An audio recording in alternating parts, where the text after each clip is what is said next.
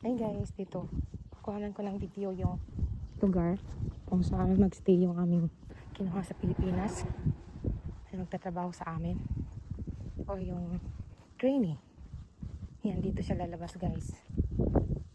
Balik tayo.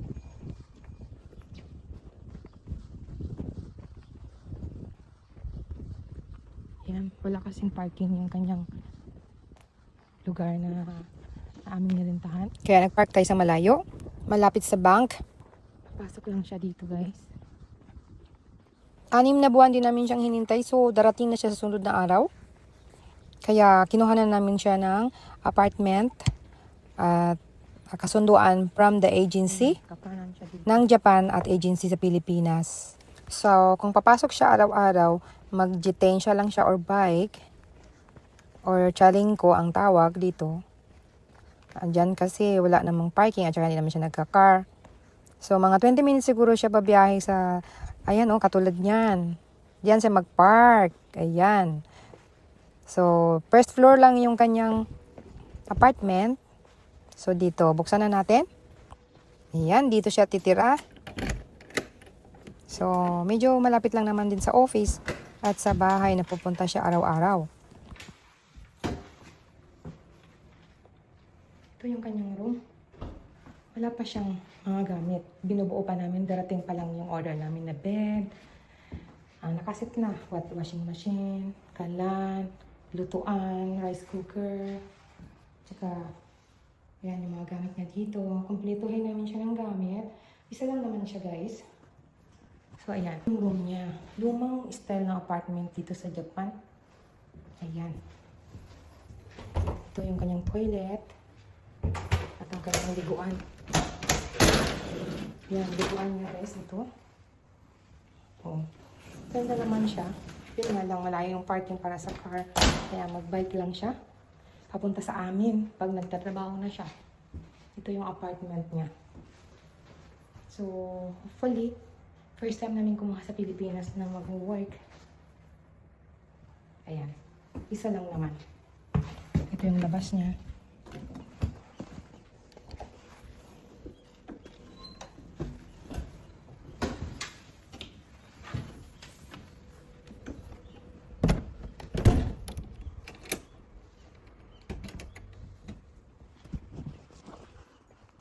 Kaya pagbaba niya, paglabas niya dito guys, ituturo ko rin sa kanya kung saan yung bibilihan niya dito. Yan, paglabas niya dito guys, kung kakanan siya, may mga supermarket dyan at saka drugstore, ganyan. Pag dito naman sa kaliwa, yun, may bangko. Tapos diretso na siya na meron din siyang train station, pwede nang malakad. Paglampas ng stoplight, dire-diretso lang siya. Ayan, dito lang yung bangko guys. Yun din. Pwede siyang mag-withdraw dito sa machine. Walang kasing teller dyan. Dito sa Gungin guys, Gunma Bank. Walang teller dito. Inalis ng pandemic. Ngayon, doon ko siya sasamahan sa mismong city ng Tatibayashi. Doon kami mag-open ng bangko niya para doon papasok ang sweldo niya pagdating niya. Ngayon, hintayin na lang natin yung oras kasi magde-deliver yung gas. Magkakabit ng gas sa kanyang apartment. So, hinihintay na lang natin yung oras para makumpleto natin today ang kanyang about sa gas. Although may tubig na siya doon. Yung okay na yung linya ng tubig, pina-on na namin. Linya ng kuryente kasi ayun may ilaw na siya. So, about gas na lang at yung mga gamit niya. Siguro pagdating niya, yun din yung kasabay nung pagdating ng mga order namin sa kanyang bed, kanyan. Sa first night niya, maglalapag muna siya kasi syempre hindi pa yun maaayos agad. So nakita nyo kanina, at ito picture lang, ito yung style talaga ng Japanese apartment. So andyan yung kwarto, may kurtina, bibilin pa siya ng kurtina. Yan yung kitchen. Yan, at yung labahan, andyan na din. Pwede ilagyan na ng ano. At ito na yung sa gas. Nag-explain po siya. ホースは別売りになってるんで、同じ場所で買ってください。あ、店員さんに言ってもらえば、いオレンジのホースでプロパン LP ガスのホース出してくれます。はい。別売りになってます。でも、はい、白い都市ガスのホースは使っちゃダメです。ダメですね。オレンジ色のホース。オレンジの方がいいね。そうで、この線まで突っ込んだらバンド止めて、はい、黒いボタンを押しながら反時計回りに90度、これで使えます。はい。ね、ぶっ刺してバンド止めて90度。OK。はい。はい。わかりました。じゃあお湯の方がボイラーになってます。じゃあ今度こっちですか。これはリモコンね。スイッチ温度上下でお湯出してもらう感じですね。はい。じゃあお湯を入れてきました。お湯もね使える感じになってますね。はい。で、お風呂場にはリモコンがついてないから、そこでお湯をセットしてから入る感じにしてくださいね。あ、わかりました。じゃあ触ってもらっていいですか。はい。暖かくなってれば OK です。はい。あ、そうですね。だんだんだん。なくなりました。はい。あ、大丈夫ですね。そうですねじゃあ止めますね。はい。じゃあ念のため動画大丈夫ですんで。はい。じゃあ、あとこっち。これもじゃあお湯出してもらっていいですか。あ、はい。じゃあこっち大丈夫ね。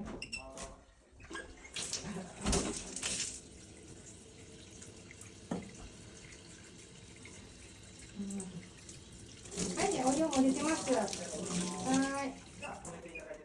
Ah, hi, arigatou gozaimasu. At travel tayo saglit guys. Punta tayo doon sa pamilihan ng gas conro o kanyang gas stove. Ito na, mamimili tayo dito. Dito yun banda. So yan, ganito yung mabibili natin na pwede siya sa gas. At ito yung gamit niya. Yung sabi ng tao ay orange na. Cord ang dapat natin gamiting hose ay orange. At pwede rin sana ito. Yan. Pero okay na siguro itong isa. Konti lang naman din diferensya. Pero mas mainam yata itong bitbit ko. Dito na lang i-try natin. So tara na, magpa-counter na tayo.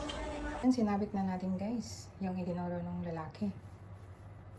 So, i-try natin. At bumili na rin tayo ng bigas. Ayan. On natin dito. Ayan na, pwede na magluto. So, lock na natin. Kaya ayan guys, nalagay na tayong carpet banda rito kasi doon naman yung bed niya. Ito yung carpet. Na, pang samantala yan mga binili natin yung ano niya kasi yung bed ko alam kung hanggang saan yung pinaka-set niya. So, ito muna. Talagang parang bayan. Meron siyang hanger. May hanger na siya. Ito yung lalagyan na pwede ng maduming damit. Yung hanger. At saka kutsara. Pang samantalang mga gamit niya guys. Na magagamit sa kailangan niya. Yung ano lang.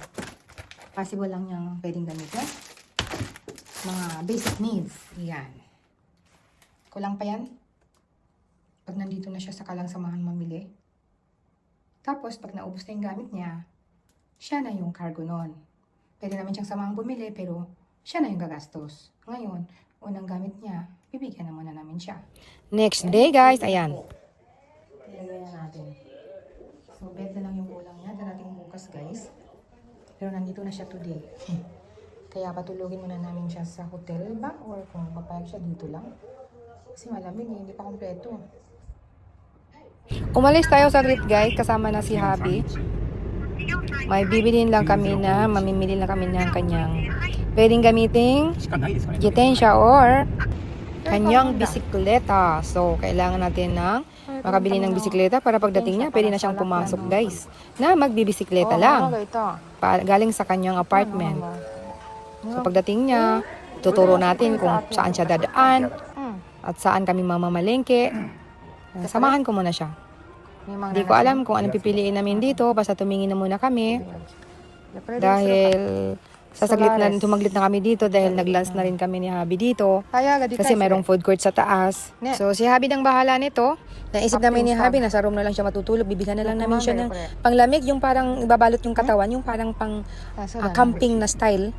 So although nasa loob siya ng bahay pero magka-camping style siya ang kanyang pambalot sa katawan para hindi siya lamigin. So, matutulog na siya sa loob ng apartment niya.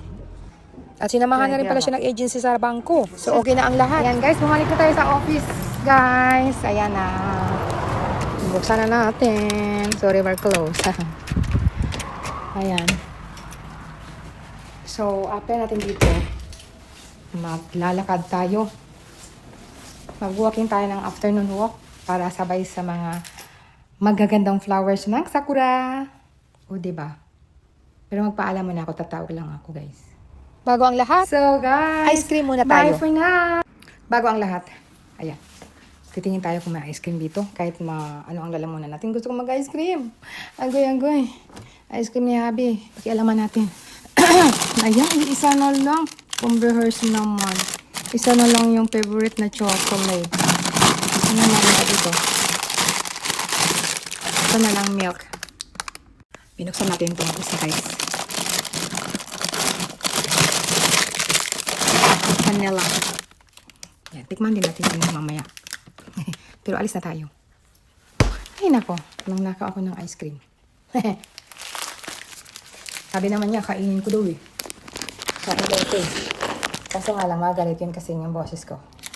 Hindi pa magaling. O di ba? Tata, ang init eh. Nainitan na ako. Super lamig nung mga nakaraang araw, tapos biglang lumamigay ang init. Ayan, sarap. Kain tayo. Vanilla. Habang nagdadrive. Bye-bye, guys. Love you all again. So, guys, bye for now. Thank you for watching. See you in my next video. Japan Life is on. My favorite sakura. Shidari sakura ito, guys. Ang tawag niya. So, dati-dati, guys, maaabot lang namin itong puno. Ngayon, ang tangkad-tangkad na niya. How many years din yata akong hindi gaano nakabalik dito na nag-bloom ito. Nakabalik ako dito, guys, pero hindi naman panahon ng sakura. So, talagang, it's been a long time kung hindi nakita ang sakurang ito dito. Mag-bloom pa ito. Napakaganda niya, di ba? Next other day. Ganda ng Or next pagka-pink week. niya. Tsaka pababa kasi yung kanyang Makahabol stem. pa next week. Kaya tinatawag siya na Ang ganda-ganda. Shidare Sakura. Iba-ibang klase kasi ang sakura, guys. Ito yung pinakagusto ko ang sakura, oh. Ayan, kulay pink. Shidare Sakura. Ayan siya, ang ganda. Very lovely. Kaso nga lang, guys, medyo maulap ngayong hapon. Kaya hindi natin siya Kaya ang sarap. Nakapag-walk ka na, nag-enjoy ka pa sa ganda ng kanyang flowers. O, diba? Solo-solo flight lang yan. Kaya, pag gusto kong maalis ang aking pagod, ito ay isa sa mga pang-alis ng pagod ko, ang pag-walking. May bulaklak pa. Salamat again sa panunood. I love you all. Bye-bye, guys. See you in my next video. Bye! Mama!